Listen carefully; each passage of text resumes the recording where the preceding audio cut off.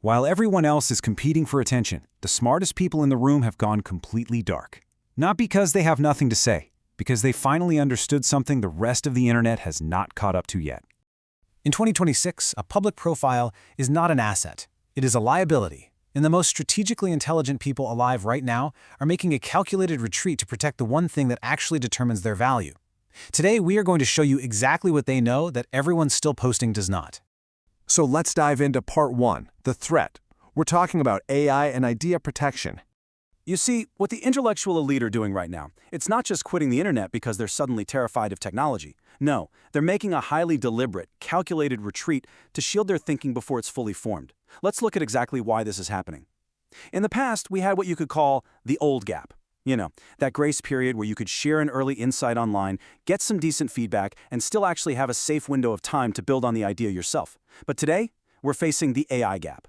Right now, every time you share an incomplete thought out in public, you are basically feeding it directly into an environment where it gets instantly absorbed, recombined, and executed by systems that literally have infinite resources.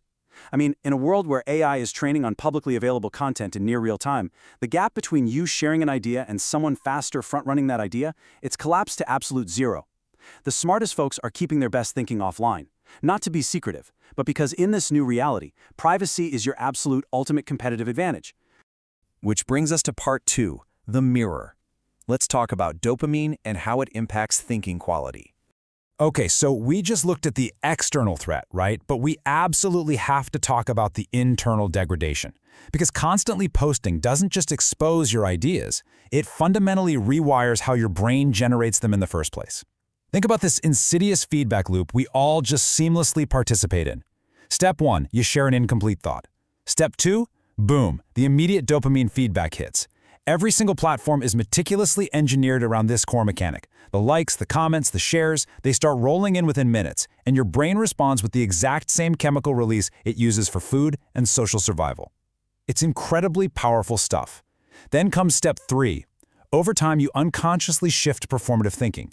Because of that constant chemical reward, your brain subtly starts orienting itself around whatever will produce the biggest, most immediate positive response, rather than what's actually true, or genuinely original. And that inevitably drags us to step 4, degraded long-term output. You are quite literally training your brain to optimize for the applause of the crowd, completely at the expense of pursuing the truth. It all boils down to this invisible line we cross without even realizing it. Thinking to understand versus thinking to perform. Let that difference really sink in for a second. The distinction between those two modes of thought might be completely unnoticeable on a day-to-day basis, but optimizing for an immediate positive response, it fundamentally hollows out your originality over months and years. Because when you're constantly visible, constantly chasing that next metric of approval, you stop thinking to build deep understanding, you just think to perform. And performance is the absolute enemy of profound insight. All right, moving on to section 3, the revaluation. Welcome to the new status economy. Listen, for most of the last decade, the rule was incredibly simple. Visibility was currency. The more people who knew who you were, the better. But here's the thing. The rules of social leverage have completely flipped. Look at this chart. 99% of what we see online right now, it's purely a commodity. Since literally everyone is visible these days, having a personal brand is basically a baseline commodity scale. It just doesn't hold inherent value anymore. But then there's that remaining 1%, true scarcity.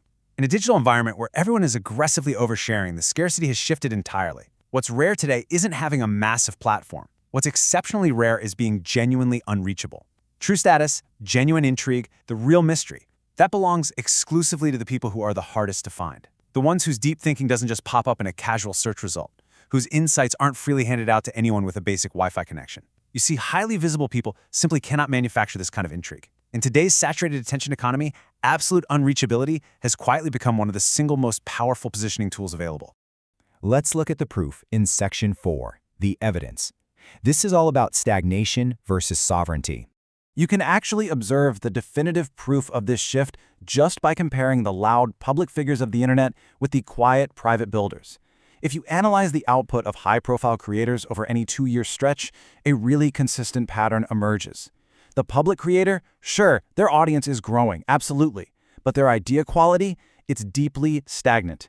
It gets artificially bound by whatever specific expectations their followers have, and their whole strategy essentially becomes a performance. Now contrast that with the private builder. They are practically invisible on your timeline. And yet, their idea quality yields massive evolutionary leaps.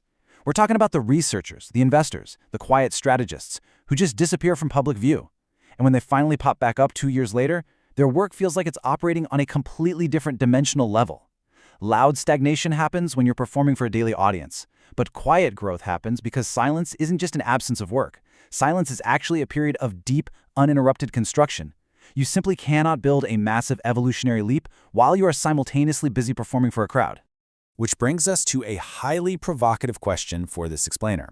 It's one that completely challenges everything we naturally assume about our digital lives. Who is actually using the platform? We all love to think we're in absolute control of our digital tools, right? But the concept of cognitive sovereignty absolutely destroys that illusion. Let's really break down the realities of the algorithms you're feeding every single day.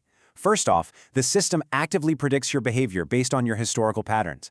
Second, it uses that highly specific data to maximize your continued, uninterrupted engagement. Third, it constructs this inescapable information environment that is calibrated specifically to keep you trapped inside its walls. And fourth, it harvests your cognitive raw material. The more you share, the more the platform maps out exactly how you think and what triggers you. You aren't using the platform is using you. This intelligent retreat we're uncovering today, it's the stark realization that your cognitive environment, the exact information you take in and the thoughts that environment subsequently produces, is the fundamental raw material for everything you will ever create, decide, or become. Handing the construction of your own mind over to an automated system designed solely to trap you, that is the absolute most expensive mistake a thinking person can make. Reclaiming that space without an algorithm watching your every move, that is what true cognitive sovereignty looks like. The people going dark get this completely. They know that the actual paradigm-shifting thinking happens somewhere else. So, this calculated retreat of the intellectual elite, it is not about disappearing out of fear. It is about reclaiming absolute ownership of the mind. It is the ultimate assertion of cognitive sovereignty in an age of endless, demanding distraction. When you really grasp this modern digital landscape we've just mapped out, you realize that stepping back into the silence is actually the only real way to move forward. In a market where everyone is selling their attention, the person who refuses to sell theirs has just become the most interesting person in the room.